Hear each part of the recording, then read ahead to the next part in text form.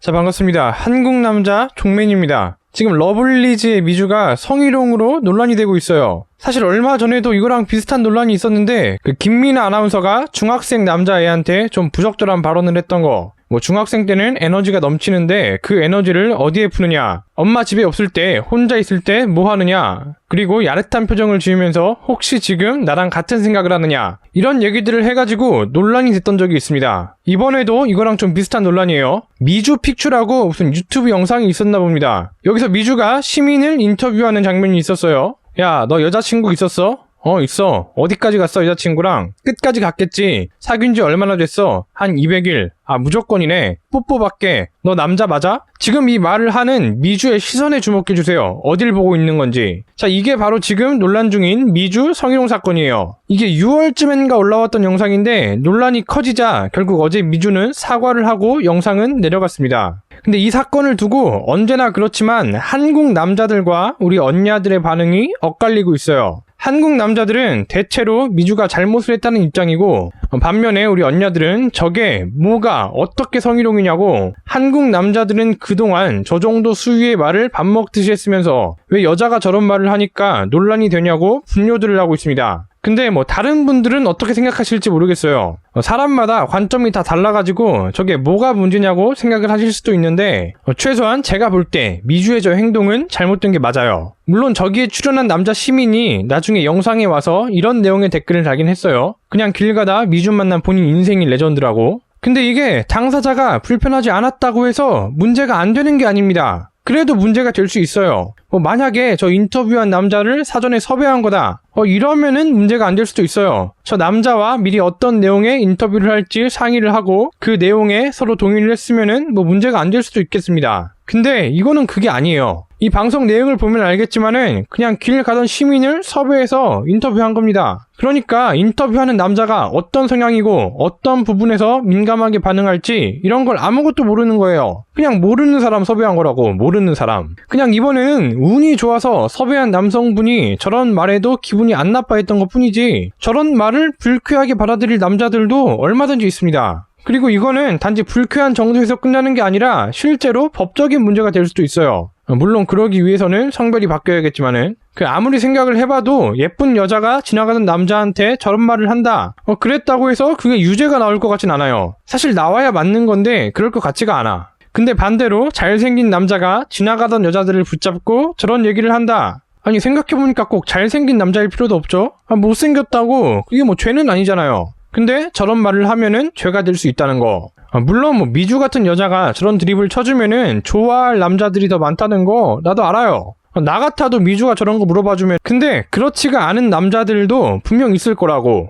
그렇기 때문에 미주의 저 행동은 문제가 있는 거예요. 자, 더 쉽게 얘기를 해볼게요. 만약에 미주가 지나가던 시민을 붙잡고 다짜고짜 축방을 날렸어. 이거를 어떻게 칠 수가 있습니까? 그냥 주먹을 날린 건 폭행이잖아요, 폭행. 근데 만약에 죽방을 맞은 사람이 SM 그런 거였어. 때리고 맞고 막 가학적인 거를 좋아하는 그런 사람. 그래서 오히려 맞으니까 더 기분이 좋대. 그럼 지금 이 상황만 놓고 봤을 때는 문제가 안 되는 게 맞아요. 근데 이거는 그냥 운이 좋았던 것 뿐이라니까? 그냥 지나가던 시민한테 죽방을 날린 것 자체는 잘못이 맞아요. 마찬가지로 성희롱성 발언을 한 것도 잘못이 맞고, 시민 입장에서 이걸 어떻게 받아들이냐는 또 다른 문제입니다. 그냥 이거는 잘못이 맞다고, 잘못. 상당히 부적절한 부분이 있었다고 생각을 해요. 근데 또 우리 언니들이 이런 말을 하더라고요. 남자들은 그동안 저런 성희롱들을 잘만 해왔대. 자기들은 아무렇지 않게 잘만 해왔으면서 왜 여자가 하니까 난리냐? 왜 여자가 하니까 논란이 되냐? 지금 이런 반응들이 상당히 많아요. 근데 저는 이분들한테 반대로 묻고 싶은 게, 아니, 도대체 언제요? 도대체 어떤 방송에서 남자 출연자가 여자 출연자한테 저런 곤란한 질문을 던집니까? 방송에서 스트레칭 같은 거를 하는데 여자 출연자가 좀 뻣뻣해. 다리를 잘 못 벌려. 그럼 이걸 가지고 막 남자 출연자가 이렇게 얘기를 하는 거지. 너 여자가 맞냐? 왜 그렇게 다리를 못 벌리냐? 이런 말을 하면서 막 여자의 그쪽을 쳐다봐요. 아니 이런 방송이 있냐고. 없다니까? 있으면은 난리가 나지. 성희롱이다, 시선건강이다, 아주 쿵쾅쿵쾅거리면서 난리가 날 거라고.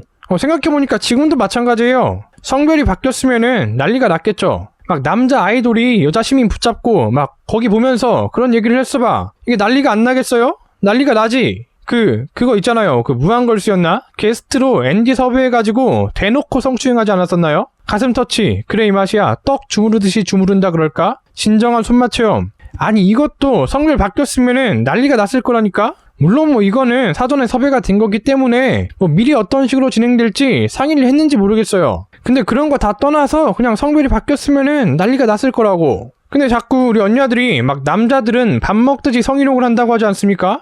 아니 근데 대체 언제 그랬냐고. 안 그랬다니까? 네 뇌내 망상 속에서나 그러지 실제로는 안 그랬다고요. 자, 이거랑 비슷한 사고 구조를 가진 사람들이 있는데 바로 대깨문들이에요.